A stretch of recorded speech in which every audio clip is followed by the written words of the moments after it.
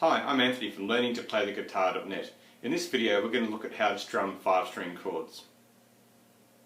On guitar there are many 5-string chords to be aware of versus 6-string chords where we only strum 5 strings obviously. So examples of that are C major, D major, A major and A minor.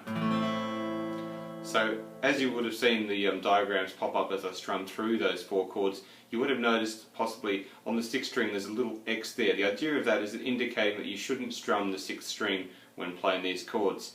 So for an example, I'll play D major again and just again note the diagram there with the X on the 6th string. If I strum 6 strings for D major, we end up with this very sort of mushy sounding chord sound because this E string actually doesn't fit the chord and it clashes. So if I end up then in comparison playing the 5-string version of D major, it sounds a lot clearer.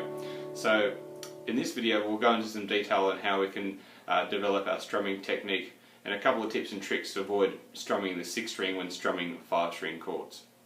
Right, so one of my tips for developing a 5-string strum is to actually angle the guitar body back slightly. So versus having it straight up like so, I'll actually lean it deliberately back slightly into my chest.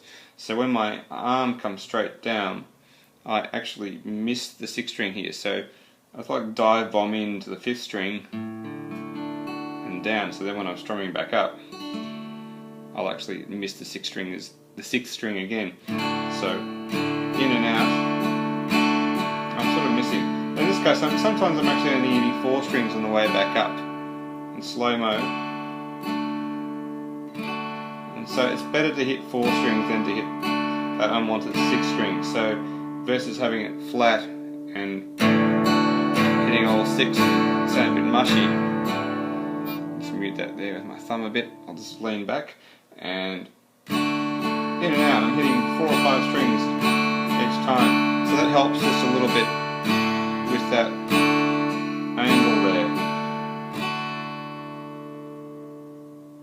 Another tip to help you with your 5-string strumming is to actually mute the 6th string with the edge of your thumb over the top of the guitar neck.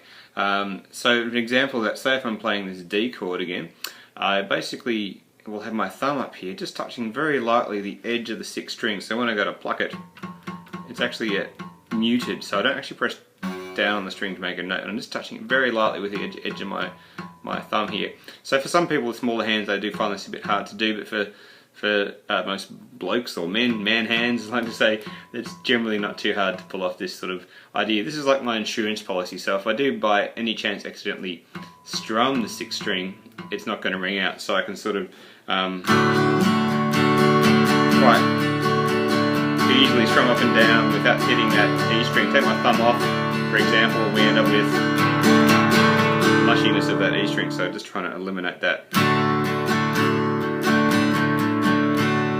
sound there on D. So sometimes for some people when they try doing this, it can sort of stuff up their chord shape and they sort of have other problems down here. So only work on that once you're really comfortable with your thumb coming over the top of the neck. On nylon string guitars, classical guitars, it's actually quite hard to do this because the necks are wider. They're designed to not let you do that because in classical guitar technique that's a very bad thing to do, but in rock pop it's quite fine. Hendrix was quite famous for having his thumb over the top all the time doing particular chord shapes.